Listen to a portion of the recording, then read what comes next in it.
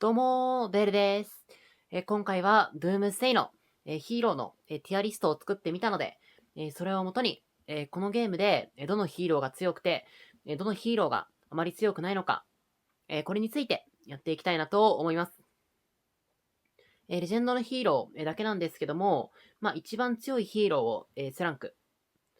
逆に、正直、もう使いどころないよなっていうヒーローを、D ランクとして、S、A、B、C、D の順ですね。それらでランク付けを行いました。で、S ランクはもう最強ヒーローといって、差し支えがないヒーロー。もう火の付けどころがないレベルで、育成できているかどうかで、自分自身の強さが大きく変化するレベルなので、絶対に育成したいヒーロ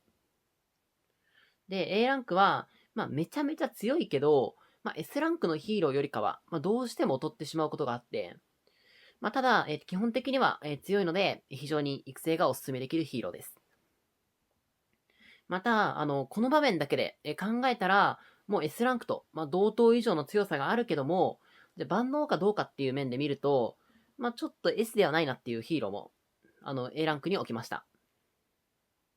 で、次に、B ランクなんですけども、B ランクは、基本的に強い。ただ、進化を発揮するためには、どうしても、難しいところがある。っていうところだったり、単体では、A のポテンシャルは持ってるけども、最適な相方が現状いないので、1ランク落として B ランクとしたヒーローたちです。で、C ランクなんですけども、C ランクは、正直、性能的に現状使っていくのが、難しいヒーローですね。ただ、覚醒させてれば、B ランク以上のヒーロー、ヒーローの、育成状況次第ではあるんですけども、まだまだ現役で使っていけるヒーローです。で、A ランク、S ランクの、ヒーローとはいえ、スキルが上がってない状態だったら、結局全然強くはないので、本当にスキル次第ではもうまだまだ最前線で使っていけるヒーローなのかなと思います。で、最後の D ランクなんですけども、D ランクに関しては、正直、戦闘で使っていくのは、無理です。もう始めて1ヶ月とか、2ヶ月とかだったら、使えると思うんですけども、最終的に一切使わなくなって、覚醒したとしても、使うことはない。そんなヒーローたちです。また、第3世代のヒーローについては、まだちょっと使えてないので、カタログスペックでの評価とさせていただいてます。ただ、これまでも、事前評価と、実際の評価に、大きく乖離があったってことは、一度もないので、そこはそこまで問題じゃないかなと思ってます。では、前置きはこのくらいにしておいて、ヒーローのティアリスト、見ていきたいなと思います。では、私が作成した、ヒーローのティアリスト、こちらです。こちら、一時停止推奨です。ある程度予想通りという方と、なんでこのヒーローがという方、いらっしゃると思うんですけども、各ヒーロー、ちゃんと理由があって、そのランク付けを行いました。で、各ヒーローのランク付けの理由については、今回から各ランクごとに解説していきます。ドゥームズデイの画面に戻すんですけども、現在のドゥームズデイの最強ヒーローは、サンダー、ルイ、ジュリア、チュン、エレナ、ビアンカ。もうこの6人です。もうほんとこの6人に関しては、もう別格レベルの、強さを持ってます。また、A ランクの、トムと、ジェイコブと、ジョニーと、ベラと、スベンとビクター。ビクターとジョニーに関しては、もう人によっては S ランク。ジョニーに関しては、もう対サンダーのラリーだけを見たら、もう SS ランク上げたいレベルなんですけども、使い方間違えちゃうと、どっちも、B ランクなんですよね。ただ、正しく使った時の、強さに関しては、もう S ランクに、引けを取らないので、今回 A ランクというランク付けを行いました。ただ、ランクは低くても、この場面だったら、まだまだ現役っていう場合も、全然ありますので、ぜひ、すべてご視聴いただけると嬉しいなと思ってます。では、今回は早速、D ランクのヒーローについてやっていこうかなと思います。今回は、D ランクのヒーローということで、ジェイデンと、ハンクと、ピーターと、マーティンと、マキシンですね。この5人になるんですけども、まずはジェイデンからやっていこうかなと思います。ジェイデンは、思い出の旅で、入手していけるヒーローで、無課金でもバンバン集めていける、ヒーローなんですけども、良くも悪くも万能寄りの性能なので、これ、才能が正直あまり強くないんですよね。ただ、ジェイデンのレイジスキルがアシスタントだと、火力が半分になってしまう、しまうので、彼を使うんだったら、リーダーとして、使っていく必要があって、本当に序盤では非常に心強い彼なんですけども、彼を使わなくとも、戦っていけるようになったら、このゲームの、初心者卒業の時期なのかなと思います。では次にハンクですね。彼は、ジェイデン同様に、第一世代の初期ヒーローで、工場用ヒーローになるんですけども、一つ問題があります。何かと言いますと、別に彼、工場でも使わないんですよ。火力が正直、かなり物足りないので、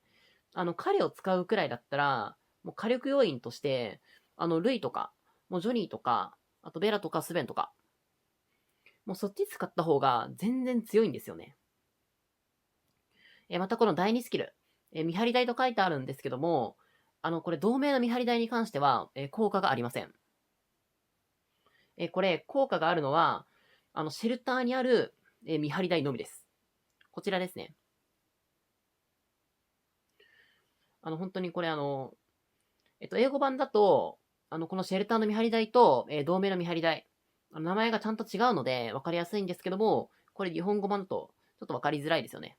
というか、同じように見えますよね。これ同盟の見張り台にも、発動だったら本当にまだ使い道あったかなっていうふうに思うんですけども、同盟の見張り台に効果がないので、正直もう覚醒させても使う機会というのはないのかなと思います。では次に、ピーターピーターなんですけども、彼も、先ほどのハンク同様に、第一世代の、工場ヒーローになります。ただ、彼も同様に使えません。彼もハンク同様に、4スキルで、見張り台のダメージアップ、持ってるんですけども、シェルターの見張り台のみなので、で、レイジスキルの火力っていうのも、正直かなり物足りないので、火力役になるっていうことは、難しくて、かといって、防御寄りのスキルがあるわけではないので、ハンク同様に、覚醒させても、使い道というのはないのかなと思います。では次にマーティンですね。マーティン。彼は、回復ヒーローではあるんですけども、回復って、あくまで防御力だったり、火ダメージ現象があってこそなんですよ。もうただ単に回復するだけだったら、重傷兵増やすだけになっちゃうんですよ。なので、これむしろ、使ってはいけないヒーローです。ただ、彼は、戦闘では本当に使えないんですけども、ちゃんと使い道はあります。それ何かと言いますと、ゾンビ狩り要員です。彼は、第3スキルで、ゾンビ狩りの際の、経験値を、50%上げてくれますので、ヒーローのレベリングの際に、めちゃめちゃ活躍してくれます。もうなので、もう彼は、もう、ゾンビ狩りヒーローとして、もう完全に割り切っていただいて、もう才能も、ゾンビハンターに振っていただいて、使っていただくのがいいんじゃないかなと思います。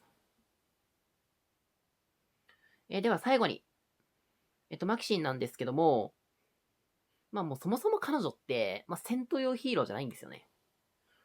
正直、ヒーローのティアリストに入れるの迷ったんですけども、一応レジェンドヒーローということで、入れた次第ですね。戦闘ではもう、からっきしなんですけども、最終役としては、めちゃめちゃ優秀です。第4スキルの、追加資源受け取りっていうのも、本当にめちゃめちゃ優秀ですし、速度アップも、かなり大きいです。また、覚醒させると、資源ポイントで採取が完了すると、ボーナス資源が受け取れるということで、私これ同盟メンバーから聞いた話なんですけども、ジムとかがもらえるらしいです。結構美味しいらしいので、非常にありがたいヒーローなのかなと思います。はい、ということで、D ランクのヒーローについては、以上になるんですけども、戦闘では、使えなくても、序盤の心強い、味方になってくれる、ジェイレンだったり、ゾンビ狩りの際に、非常に優秀なマーティン、そして、サイシュで大活躍の、マクシンということで、他の場面では、しっかりと活躍してくれるのかなと思います。では、次回は、C ランクのヒーローについてやっていくわけなんですけども、ライゴロと、中野さんと、キャサリンと、シンシアとリーですね。ライゴロなんかは、全然割と使い方次第ではバンバン使っていけて、シンシアは、